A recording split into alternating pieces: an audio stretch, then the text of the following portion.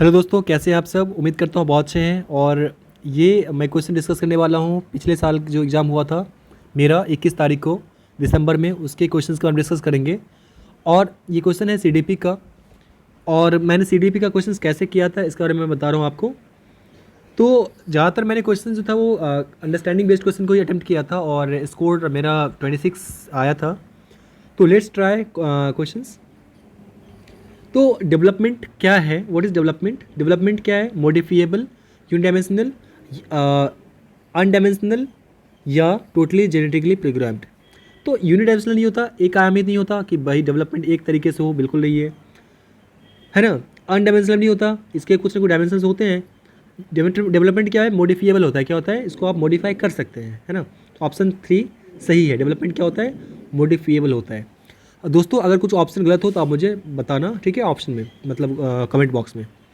दूसरा क्वेश्चन दोस्तों देखिए ध्यान से, which of the following is definitely predetermined by genetics.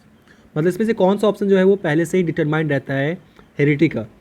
तो चॉइस ऑफ फ्रेंड्स बिल्कुल भी नहीं, कि बच्चे कैसे फ्रेंड बनेंगे वो कैसे हेरिडिटी डिसाइड कर सकता है।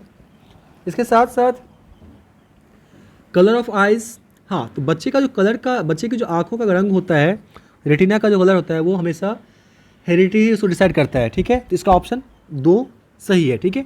एकेडमिक सक्सेस गलत है, क्योंकि एकेडमिक सक्सेस जो है वो बच्चे की टोटली स्कूल के और बच्चों के एनवायरमेंटल फैक्टर डिपेंड करता है। इंटरेस्ट इन स्टडी ये भी डिपेंड करता है फैक्टर्स पे, कि भाई कैसे बच्चे को मतलब कैसे पढ़ाए जा रहे हैं, है ना। अगर अच्छा टीचर है, अच्छा स्कूल है तो बच्चा इंटरेस्ट भी जागेगा।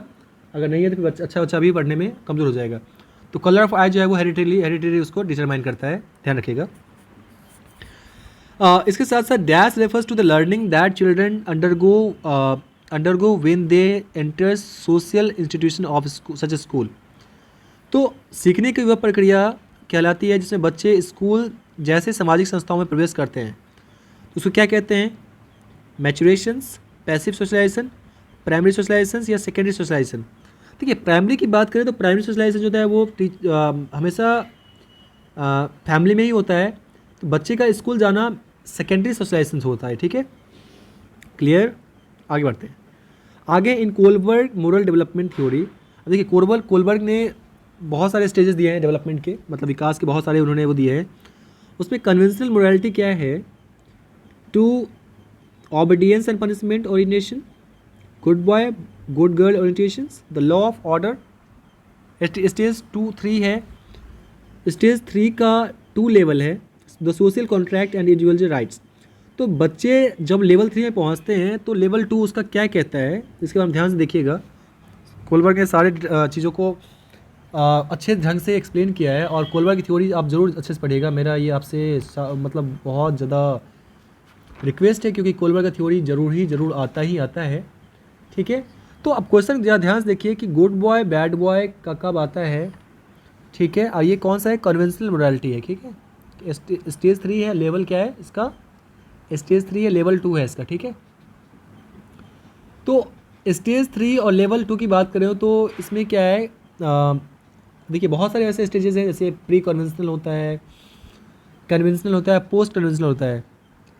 तो ये चीज़ें कब आती है, तो good boy bad boy orientations, ठीक है, ये होती है आपका लेवल स्टेज 3 लेवल 2 में, ठीक है, clear. Good by bad boy मतलब अगर मैं ये कहूँगा तो ये गुड होता है, ये बॉय बैड होता है, ये चीज़ों का, ठीक है। अगला है जीन पियाजे theory creations of new scheme of account of inability to understand the environment with the existing schema is known as. मतलब जीन पियाजे ने जो थ्योरी दिया है, मतलब विकास का जो सिद्धांत दिया है, उसे वर्तमान स्कीमा जो उनके पास होता है, बच्चों के पास जो बच्चे ने सीखा हुआ है, बच्चे के पास जो पहले से रहता है, उनमें वो चीज़ों को समझ पाने की असमर्थता, यानी कि वो चीज़ों को समझ नहीं पा रहे हैं। और ऐसे में नई स्कीमा क्या कहलाती है, तो जब वो नए स्कीमा को देखता है तो क्या कहते हैं, उसको बोलते हैं हम लोग एसिमिलेशन, एकमोडेशंस, एडेप्टेशंस, ऑर्गेनाइजेशन। तो पहले क्या करते हैं, वो ऑर्गेनाइज करते हैं, वो ऑर्गेनाइज करते हैं। तो यहाँ पे ऑर्गेनाइज हो जाएगा, ऑर्गेनाइज के बाद उसको अडेप्ट करते हैं, फिर एसोमिलेट करते हैं, फिर उसके बाद वो एकमोडेट करते हैं, ठीक है। तो यहाँ क्या हो जाएगा, पहला क्या हो जाएगा यहाँ पे फर्स्ट जो स्टेज हो जाएगा वो क्या हो जाएगा, वो बताइए, अभी तो बताया था आपको, एसिमिलेशन नहीं, ऑर्गेनाइजेशन, सॉरी। आगे बढ़ते हैं। अकॉर्डिंग टू जीन पियाजे, आप देख सकते हैं दोस्तों किस तरह से जीन पियाजे की थ्योरी इतनी सारी आती है। अकॉर्डिंग टू जीन पियाजे, डैश इज कंसेप्ट फ्रेमवर्क और organizes the interprets informations. Jean पियाजे के अनुसार कौन सा संप्रत्य कार्य सूचना संगठन को प्रभावित करता है? Expository model, schema, advance organises, sensory register. यहाँ पे जीन पियाजे ने स्कीमा के बारे में बताया हुआ कि स्कीमा क्या है, एक तरह का उनके पास एक तरह का मतलब फ्रेमवर्क रहता है जिसके थ्रू वो चीज़ों को इंटरप्रेट करते हैं, चीज़ों को इन्फॉर्मेशन को अपने में एडजस्ट करते हैं। तो स्कीमा यहाँ पे इसका ऑप्शन सही है। आगे है, Rashmi use a variety of task to cater to different technical potential to learners in the classroom in the her class and she often makes groups to facilitate peer learning. Which are the following theory supports her actions. तो रश्मि अपनी कक्षा में विद्यार्थियों की सीखने की क्षमता को ध्यान में रखकर विभिन्न प्रकार के कार्यकलापों का उपयोग करती है। सहपाठियों द्वारा अधिगम के बढ़ावा देने के लिए समूह बनाती है। इसमें से कौन सी जगह, सिगमंड फ्रायड सेक्सुअल थ्योरी, लेव एगर्स की socio cultural theory, Lawrence Kohlberg moral development theory, या BF स्किनर बेसिक। देखिए लेव एगर्स की का सोशियो कल्चरल थ्योरी को ये कहीं ना कहीं वो करता है, सपोर्ट करता है। ठीक है, option 2 is correct. Which of the following is not an example of scaffolding. Scaffolding क्या होता है? बेसिकली एक तरह का मतलब मेथड होता है जिसके थ्रू बच्चों को हिंट दिया जाता है बच्चों को सिखाने के लिए। ठीक है, स्कैफोल्डिंग मतलब बच्चों को एक तरह का स्मॉल सा उसको मतलब हिंट प्रोवाइड करना। जैसे मान लीजिए सपोज कीजिए आप किसी बच्चे को साइकिल चलाना सिखा रहे हैं, तो साइकिल चलाना सिखाने के लिए आप क्या करते हैं, पीछे उसका मतलब उसका वो पीछे से हैंड वो पकड़ लेते हैं, कैरियर पकड़ लेते हैं, जिससे बच्चे पैडल मारे। इसी तरह से आप बच्चों को थोड़ा सा हेल्प करते हैं किसी चीज़ को सीखने के लिए, इसको स्कैफोल्डिंग कहते हैं। इसमें से स्कैफोल्डिंग कौन सा एग्जाम्पल नहीं है? तो मॉडलिंग स्किल्स ऑफ इमिटेशंस, अनुकरण के लिए कौशलों का प्रदर्शन, rote memorization, prompts and cues. यहाँ पे रोट मेमोराइजेशन देख रहे हैं आप, कभी भी रट्टा लगाना, रोट मतलब रटना जो है वो कहीं ना कहीं स्कैफोल्डिंग का एग्जाम्पल नहीं होता। ठीक है, बाकी सब चीज़ें स्कैफोल्डिंग है। तो आगे बढ़ेंगे। कौन सा क्वेश्चन था ये? ओके, क्वेश्चन नंबर 8 था। ठीक है, 9 में बढ़ेंगे। विच of the following does not depict appropriate strategies of learning in constructive classroom. तो निम्नलिखित में से कौन सी शिक्षा शास्त्रीय पद्धति एक संरचनावादी कक्षा के लिए उपयुक्त नहीं है? तो इनकरेज मल्टीपल पर्सपेक्टिव्स, ये भी सही है कि भाई मल्टीपल पर्सपेक्टिव्स होनी चाहिए। ग्रुप कोलैबोरेशन भी होनी चाहिए। ड्रिल और रिकॉल, देखिए जहाँ पे भी रिकॉल की बात हो ना, वहाँ पे आप समझ लो कि वो चीज़ें कंस्ट्रक्ट नहीं हो सकती, वो चीज़ें बच्चों के लिए अच्छी नहीं हो सकती। तो यहाँ पे ड्रिल और रिकॉल क्या है? This is not a constructive classrooms है ना। बच्चे कंस्ट्रक्टिव क्लासरूम मतलब बच्चे जहाँ पे अपनी नॉलेज को खुद से पार्टिसिपेट होकर, एक्टिव पार्टिसिपेट होकर उसको कंस्ट्रक्ट कर रहे हैं। ठीक है, तो इसका ध्यान रखिएगा। तो ड्रिल और रिकॉल क्या है? इसका ऑप्शन गलत है, यानी कि ऑप्शन सही है बट ऑप्शन वो आंसर गलत था। ठीक है, who dismissed the idea of general intelligence and defined the intelligence in the terms of several distinct and set of processing operations. इसमें से किसने बुद्धि के विचार को नकारा है, बुद्धि के अनेक संसाधन को बताया है? तो बुद्धि की जब बात करते हैं तो बुद्धि को बुद्धि का सिद्धांत किसने दिया है? ये देखिए यहाँ पे ऐसे में कन्फ्यूजन होता है क्योंकि सारे जो है थ्योरी बेस्ड क्वेश्चन हैं। बट मैं इसके साथ जाऊँगा, हॉवर्ड गार्डनर के साथ मैं जाऊँगा। ठीक है, आप देख लीजिए ऑप्शन जो भी सही है, अगर गलत हो तो बताइएगा। ठीक है, क्योंकि गार्डनर ने भी बुद्धि का सिद्धांत दिया था, अगर मैं गलत नहीं हूँ तो। इसके साथ अगला है, in constructivist classroom emphasis on should be dependent on, मतलब एक रचनात्मक जो या संज्ञानात्मक जो संरचनावादी जो कक्षा होता है इसमें से किसी को महत्व देता है? समेटिव असेसमेंट को, फॉर्मेटिव असेसमेंट को, सिंगुलर असेसमेंट को, या स्टैंडर्डाइज्ड यूनिफॉर्म असेसमेंट को? तो एक संरचनावादी जो कक्षा होती है ना, वो हमेशा फॉर्मेटिव असेसमेंट को ज़्यादा वो मतलब महत्व देगा, ठीक है, समेटिव को नहीं, फॉर्मेटिव को, ठीक है। तो ऑप्शन 2 सही है। प्राइवेट स्पीच जो है वाइगोत्स्की के थ्योरी में है, बिल्कुल। ये क्या कहता है? It indicate the children's egocentrism, hinders the children's actions and behaviours, helps children to regulate their behavior while doing complex eye task and indications that cognition is never internalized। तो Vygotsky के सिद्धांत के अनुसार निज संवाद, जो बच्चे, जो छोटे बच्चे होते हैं, 3-4 साल के, 5 साल के बच्चे होते हैं, वो आपस में खुद से बात करते हैं, खुद की बातों को खुद से वो इमिटेट कर रहे होते हैं कि मुझे ये करना है, मुझे ये करना है, मुझे वो करना चाहिए था। ये क्या करता है? ये निजी संवाद क्या है? प्राइवेट स्पीच क्या है? तो बच्चों के क्रियाकलापों में हिंडर्स तो नहीं है, अवरोधक तो नहीं होता, ये तो नॉर्मल चीज़ें हैं।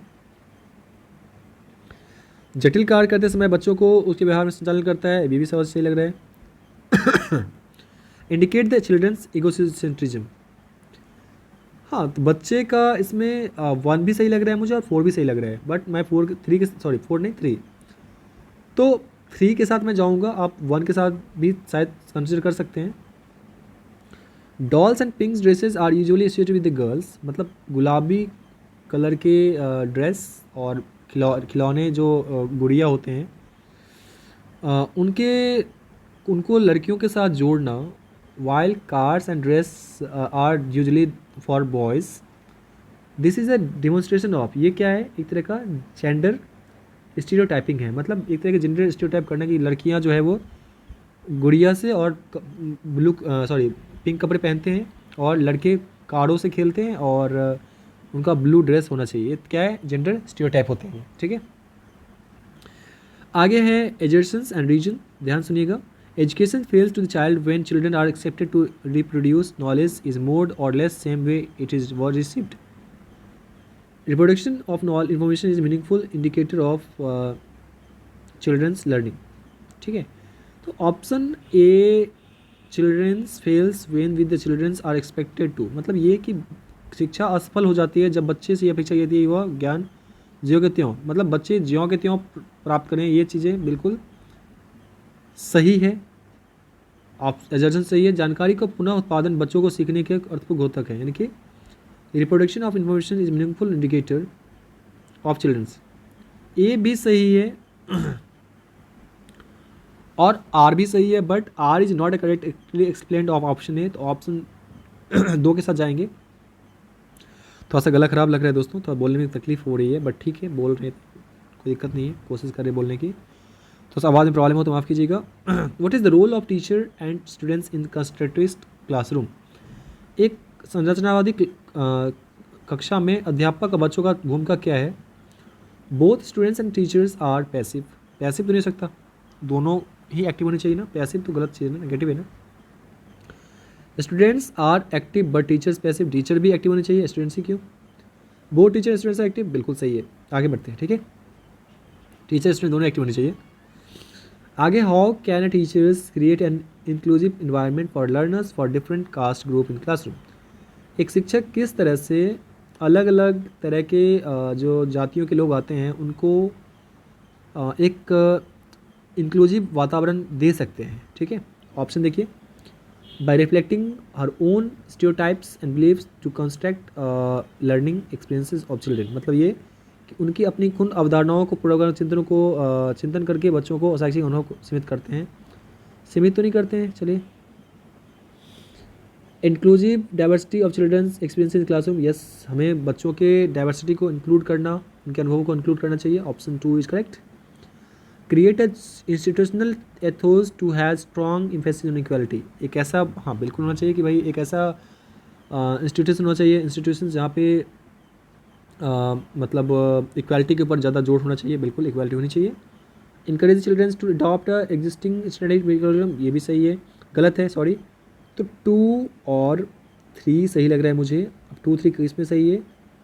2 और 3 1 में आ रहा है सिर्फ, और 1 में 1 भी आ रहा है, तो ऑप्शन 1 के साथ जा सकते हैं क्योंकि 2 और 3 तो सही है, बट 4 जो है वो मुझे लगता है कि गलत है, क्योंकि छात्रों को प्रोत्साहित करें कि वे स्वयं मान के ये पाठ्यक्रम अनुकूल बना, ऐसा तो नहीं हो सकता। प्रोत्साहित करें कि वे स्वयं मानकीय पाठ्यक्रम के अनुकूलन वाले, नहीं ऐसा नहीं है। बच्चों को हम उनके अपने बनाए हुए अनुकूलन पाठ्यक्रम के ऊपर अडेप्ट नहीं करवा सकते, ठीक है। आगे बढ़ते हैं। Ramnik has students with visual impairment. Ramnik एक ऐसा छात्र है जिनको जो देखने में उनको वो देख नहीं सकते। तो in this context what institutional adaptations should be she make in the inclusive classrooms. ऐसे में उनके लिए क्या मतलब करना चाहिए, जिससे कि मतलब उनको भी पढ़ने में कोई दिक्कत ना आए, मतलब एक तरह का इंक्लूसिव क्लासरूम्स हो जहाँ पे इस तरह के बच्चे ही पढ़ें। Using variety of visual presentations, providing a lot of print work, making use of tactile materials such as 3 dimensional maps and charts। हाँ, तो हम उनको चूँकि देख नहीं सकते तो उनको हम ऐसी चीज़ों को दे नहीं सकते जो पढ़ने वाली हो, जैसे विजुअल चीज़ें वो देख नहीं सकते तो उनका कोई फ़ायदा नहीं है। प्रिंट बुक का भी कोई फ़ायदा नहीं, क्योंकि पढ़ नहीं सकते, देख नहीं सकते वो। Giving lot of small print words, अब देख नहीं सकते तो वो स्मॉल अब बिग से क्या मतलब है। तो हमें उन्हें ऐसी चीज़ों का इस्तेमाल करना चाहिए जिसमें वो चीज़ों को मतलब छू सकते हैं, टेक्टाइल मटेरियल्स हो और साथ ही साथ 3 डायमेंशनल हो, मतलब वो छू के उसको चीज़ों को समझ सकें और फील कर सकें। तो ऑप्शन 3 सही है। आगे बढ़ेंगे। Reena always thinks a varied solutions of any problems. Reena जो है वो एक ही सॉल्यूशन के बहुत सारे ऑप्शंस ढूंढती है, बहुत सारे सॉल्यूशन ढूंढती है। ये क्या कैरेक्टरिस्टिक है उनका? मेंटल इम्पेयरमेंट, ये तो अच्छी बात है। इम्पेयरमेंट कहाँ से आ गया? लो कॉम्प्रिहेंशंस, ये भी गलत है।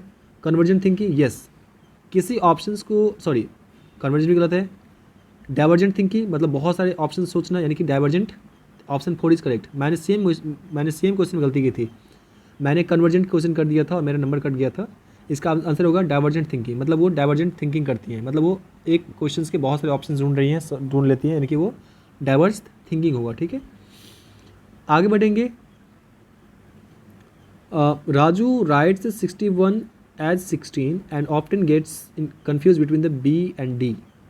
तो देखिए यहाँ पे क्या हो रहा है, उल्टा हो रहा है। क्या ये क्या हो गया? ये जहाँ पे भी वर्ड्स रिलेटेड कोई प्रॉब्लम हो, उल्टा दिखाई दे, वो हो जाता है डिस्ग्राफिया। क्या आ जाता है वो? डिस्ग्राफिया। डिसलेक्सिया क्या है?